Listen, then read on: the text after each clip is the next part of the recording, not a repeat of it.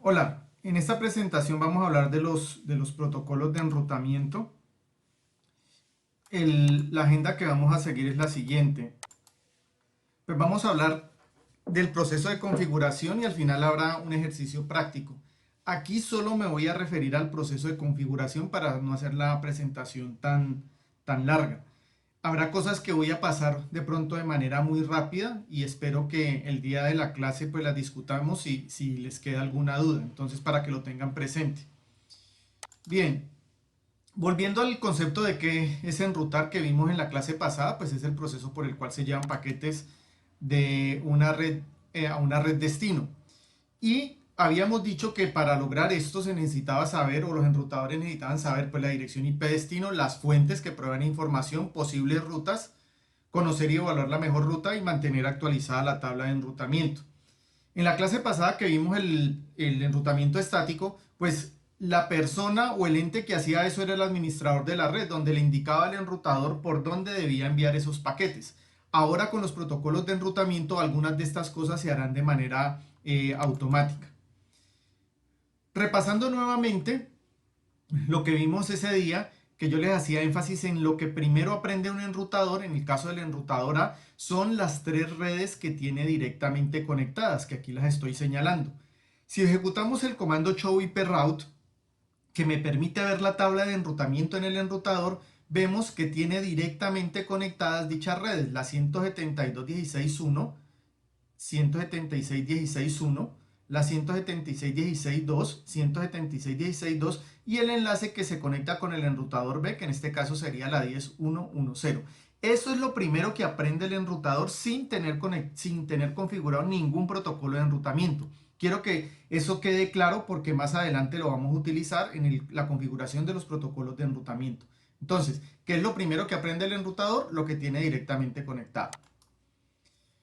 Existen pues los protocolos enrutados, que el protocolo estrella es el protocolo IP, que ya lo hemos venido o lo hemos estudiado durante todo el curso, y aparecen los protocolos de enrutamiento o en inglés Routing Protocols, que son usados para determinar las rutas y pues mantener actualizadas las tablas de enrutamiento. En este caso pues nos vamos a encontrar con RIP, con OSPF y los protocolos propietarios Cisco, IGRP e IGRP. Esos son protocolos propietarios Cisco. Nosotros vamos a estudiar RIP y OSPF, que son protocolos, por así decirlo, estandarizados que nos permiten configurarlos o se pueden configurar en cualquier enrutador de cualquier marca. Obviamente aquí haremos énfasis en la marca Cisco porque es la marca que tenemos en el laboratorio. Aparece un concepto de sistemas autónomos.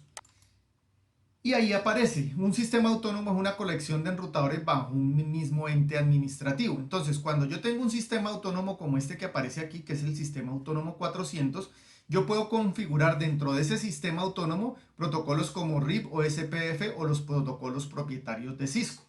Ya cuando quiero comunicar un sistema autónomo diferente entre sí con otro sistema autónomo, pues voy a utilizar un protocolo como BGP.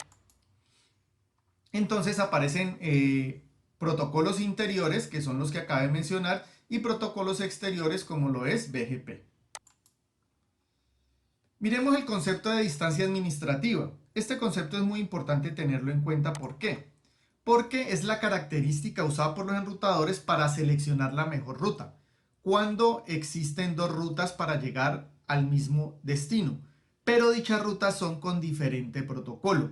Esto está relacionado con la confiabilidad del protocolo. Entonces, entre menor sea la distancia administrativa, va a indicar que el protocolo es mucho más confiable. Entonces, fíjense el caso de las distancias administrativas que tienen los protocolos por defecto. Las rutas estáticas que hicimos con dirección IP tienen una distancia administrativa de 1. Y fíjense que las rutas que se configuraron saliendo por la interfaz original del enrutador tienen una distancia administrativa de 0.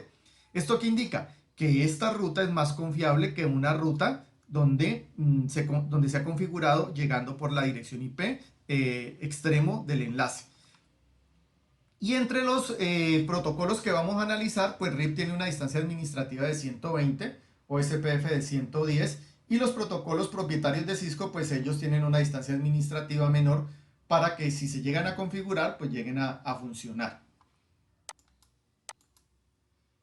Sobre las clases de protocolos de enrutamiento tenemos los vector distancia, algoritmos basados en Bellman-Ford, eso creo que ustedes lo vieron en alguna materia, no recuerdo cuál.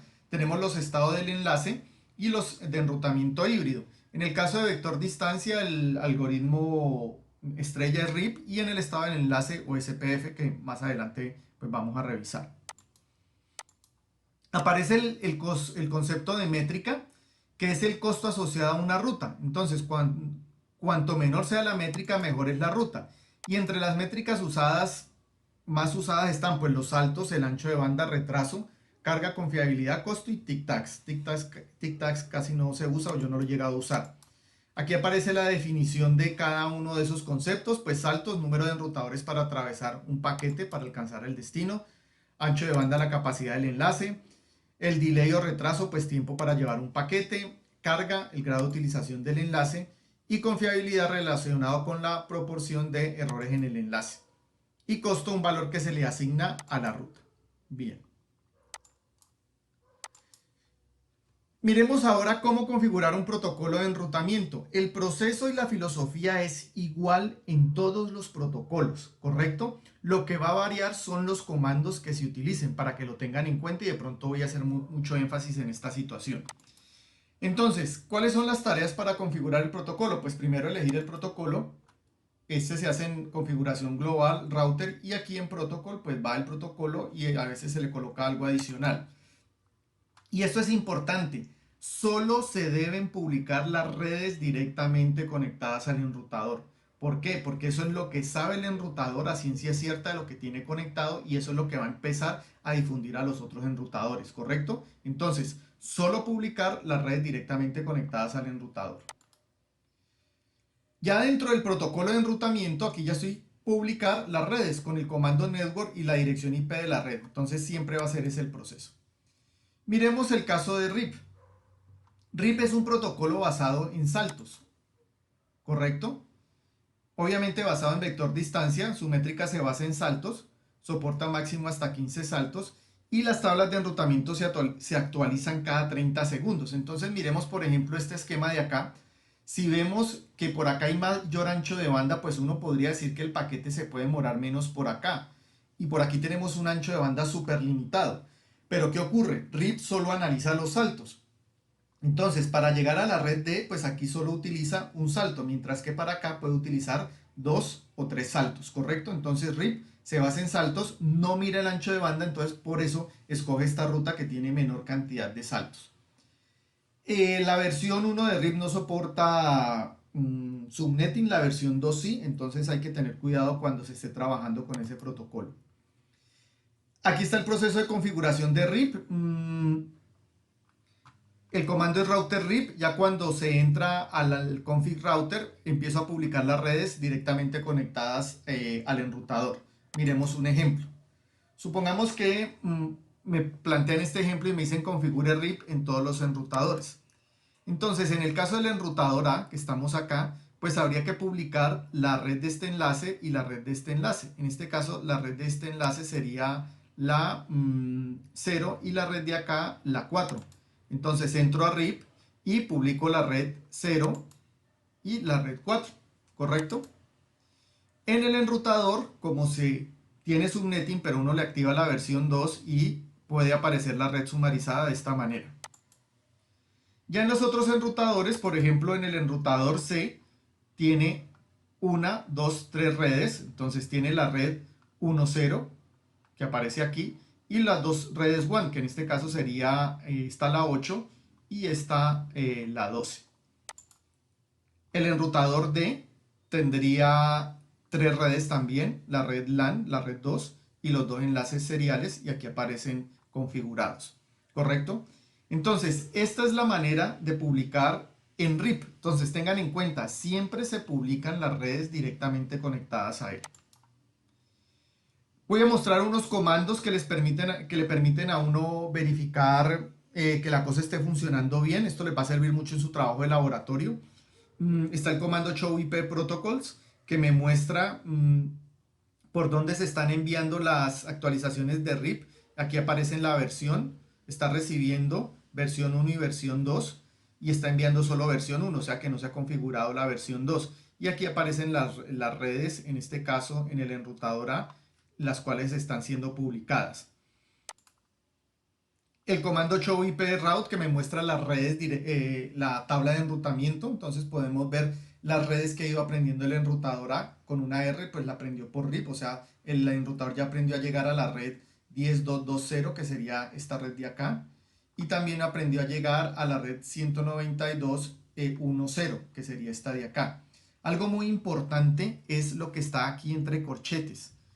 Este valor, el 120, es la distancia administrativa. Y este valor, el 1, es la cantidad de saltos para llegar a dicha red. Entonces, en este caso, para llegar a esta red de aquí, este enrutador, el enrutador A, está a un salto de llegar a esa red porque pasó por el enrutador B. Mientras que para llegar a esta red de acá, a la 1.0, el paquete tiene que pasar por el enrutador B y el enrutador C. Por eso aparece a 2 saltos, ¿correcto? Entonces, esa es la manera de entender la tabla de enrutamiento.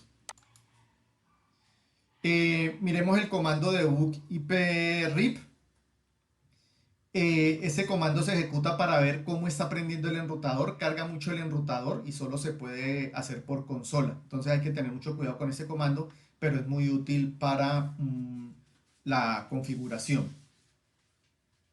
Para hacer procesos de configuración, o sea, hacer procesos de troubleshooting, a ver si está bien configurado todo.